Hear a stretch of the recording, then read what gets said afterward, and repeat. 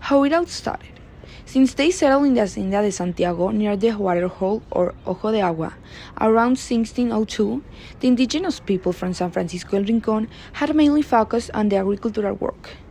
Due to the lack of communication routes, it was almost impossible for products made in other places to arrive to San Francisco.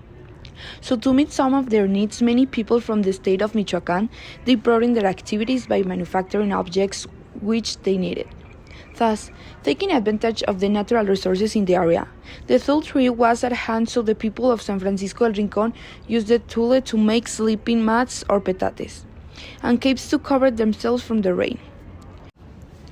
The oldest document with information regarding the manufacturing of hats in San Francisco El Rincon dates back to the year 1766, when an indigenous governor who was derogatory, called the hatter or el sombrerero, is mentioned, no doubt because he was engaged in this activity. In the year 1826, 2,628 bulks of tool material were already produced here, with a commercial value of 34,164 of those pesos. More than half of the economically active population manufactured hats by mid-19th century.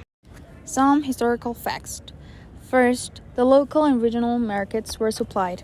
Later, with the introduction of modern means of transportation, such as the railroad, which arrived in San Francisco in 1882, this product was sent throughout the Republic through 5 chains or distribution routes.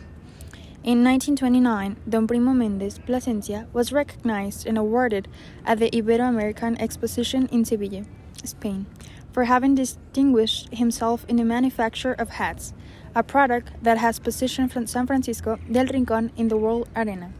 In its beginnings, the hat industry in San Francisco del Rincon began with modest family workshops. But when palm became scarce, new materials were introduced to make hats, and in the 1960s, an evolution of the hat took place, when Mr. Frausto Ruiz Viquis from Zupango, State of Mexico, introduced the canvas to make hats. One of the first hat manufacturers to make this type of hat was Don Salvador Perez, native of San Francisco del Rincon. So later, as the mechanization of this product advanced, the workshops were transformed into factories. At various times, attempts have been made to group the factories that manufacture hats into unions. These have not been successful. The hat is mainly exported to the United States. The export boom occurred in the 1980s. The modernized hat manufacturing industry. Today, the international market has diversified, but the United States continues to be the main destination for the San Francisco hats. Currently, the hat makers, like the shoemakers, are in chambers of commerce specialized in certain products. The workshops and factories worked with their own financing or resorted to the loan sharks. There were no government credits to support this activity, or they were not of much significance. The Panama hat is made with a fiber or roots that grows in Cuenca, Ecuador. It was called Panama because it was the type of hat used precisely in the Canal zone. Fine hat which are made of paper and are very light are woven in Japan and China and finished in San Francisco del Rincon. The t-shirt fabric-based hat or our traditional charro hat, which is more of a craft, has always been marketed in San Francisco. Charro hats are made in all sizes, from miniature sold as souvenirs, normal sizes for guests or for artists, and to extra large that are used for fun on some soccer games or competitions within Mexico or abroad.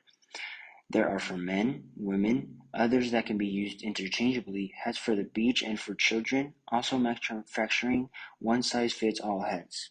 Hats with trims, braids, and lining were already made on machines. These hats are also known as 2 or 3-ply hats. These materials were glued with campeche wax and later with synthetic wax. Palma from Chilapa, Guerrero, with which the Milaya and Tripaya were woven. Wheat leg hat, palmita hat, which was a thick palm that was sewn back and forth. Ribbon hat based on articela or rayon, woven in braiding machines.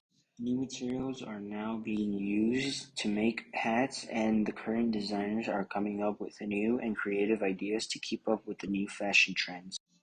It's believed that the San Francisco's hat industry is going to survive for many more years, but in its most modern aspect, no longer the traditional one that existed before. Let's hear and see how hats are made. Hat blocking is where they set the wooden block into the crown of the hat and get that set. And then the finger blocker's got 36 fingers on it, and it reaches out and grabs the brim of the hat, and then he stretches that brim out, sets the band line, and that's kind of where the hat starts for us. And so lots of steam from the bottom up and from the inside out. And so that hat gets steamed and then molded into the shape that we want it in, the size, and then the hat block is, sets that crown. So once that's done, then he'll run his hands around it. He uses a little fork that he'll continue to set the band line and make sure that that's a nice clean break right there. Then he'll put it into the plating machines and he'll plate it. And one of the things, we don't plate a hat for a specified length of time. When we plate a hat, then we check it and make sure when it kind of quits shrinking, because that's the felting process as it's getting tighter and tighter. We want our bodies to be nice and tight and come together really good and hold their shape. So we won't take them out of the plating machines until they're ready to come out. And then from that step, then we cut the brims on them, and then they come into finishing. And then we'll use several different grits on the sandpaper, and they'll go back and forth until they get the finish that they're after. And so you can definitely, as you walk through, you can definitely feel the difference in one hat to the other. So this old stuff still works the best. And we like the combination of the old equipment and then handmade. We believe that poems and the stuff that's been written over the years, well, it's up to us to continue those traditions and to keep that going forward for generations to come.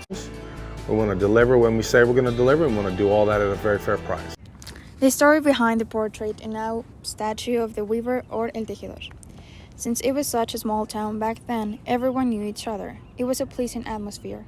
In this small town, and many families were great tool and palm weaver, so everyone was busy working from their homes or shops. In the mid-1970s, Darío Gustavo Gordillo Pacheco, a talented local artist, wanted to capture the spirit of San Francisco del Rincón in an art form. So he thought about ways of doing it, and since he had already done some paintings, he decided to create a portrait. He had an idea of what he wanted people to see in his painting.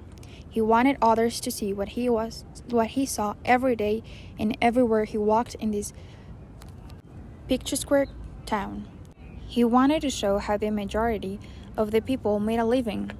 People used to sit in their humble homes or improvised shops to weave tulle or palm to create the very appreciated hats. Now, Mr. Gordillo only needed a model for this project.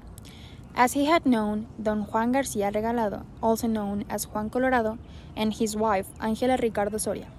The artist thought that Don Juan was the perfect model for his painting, so he asked Don Juan to be his model and pose for El Tejedor portrait, and that's how this wonderful art piece was created. Some interesting facts about this story are that this portrait was painted in Don Juan Garcia's house. Don Juan didn't know how to weave in real life. He was a farmer, not a weaver. The real weaver was Don Juan's wife, Doña Angelita, and she was very good at it. So what we see in El Tejedor portrait is Don Juan using Doña Angelita's working place and weaving material. You can see this portrait in many schools, office, buildings, or restaurants in our city. And you can also see El Tejedor statue when you drive into the city.